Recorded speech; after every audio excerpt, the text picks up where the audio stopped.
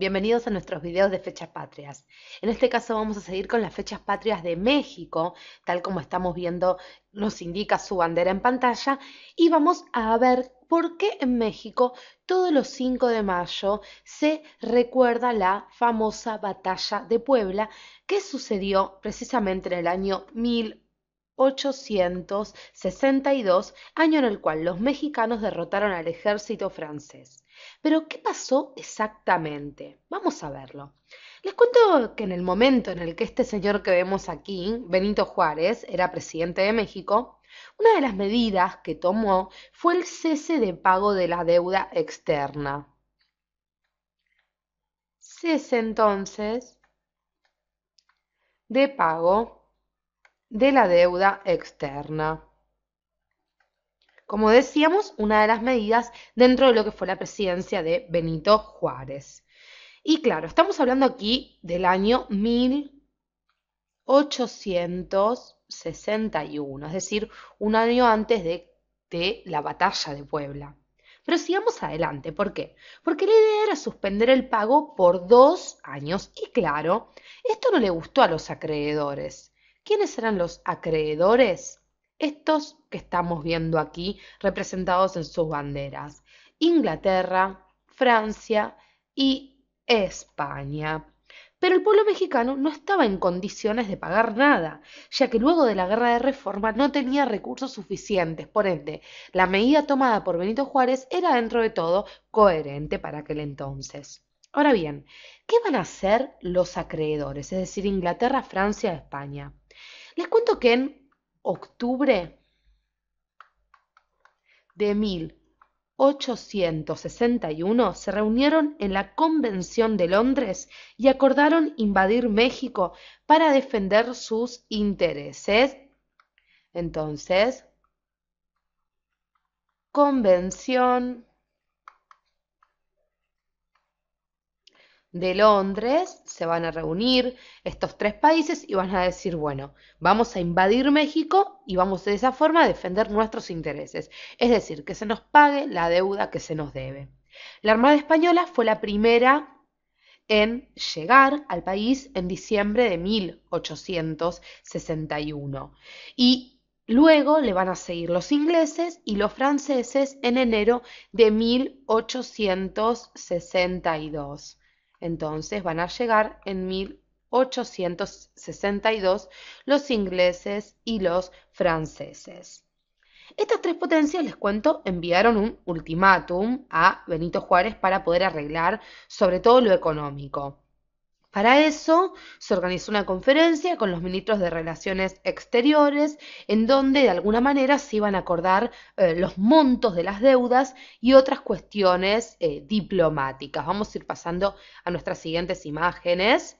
Entonces, así, en febrero de 1862, vamos a anotarlo, febrero del año 1862, las naciones aliadas aceptaron la propuesta de Benito Juárez y en el pueblo de la Soledad, en el famoso pueblo de la Soledad para la historia mexicana, se reunieron Manuel Doblado Partida, este señor que estamos viendo aquí, en representación de México, y también Juan Prim y Prats, el general Prim, como lo conocía, que era el representante de los aliados, es decir, de las potencias aliadas.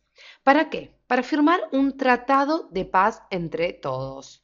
Entonces, en la Soledad se firmó un tratado de paz. Representantes Manuel Doblado Partida por parte de México y por parte de las potencias aliadas Juan Prim y Prats, el general Prim como lo conocemos. Sigamos adelante porque la cosa cambió cuando en marzo de 1862, y ya mismo vamos a pasar a la siguiente pantalla, marzo de 1862 va a desembarcar en Veracruz este señor que vemos aquí, el conde de Lorenzés. Acordémonos, marzo del 1862. Veracruz era el lugar donde anteriormente habían desembarcado los españoles apenas quisieron invadir México. Sigamos adelante. Decíamos, marzo de 1862, el conde de Laurensens va a desembarcar con refuerzos para la tropa francesa, ni más ni menos. Claro está que Francia quería derrocar a Juárez y al darse cuenta de esto, España e Inglaterra declararon de alguna manera nulo el tratado. Dijeron, bueno, de alguna manera no estamos yendo por el mismo objetivo y se volvieron a sus naciones. Entonces tenemos a Francia e Inglaterra fuera, perdón, a España y a Inglaterra fuera del conflicto. Quedamos solo con el ejército francés y claro está, con los mexicanos. Quedaba Francia con un ejército, les cuento, de 6.000 hombres,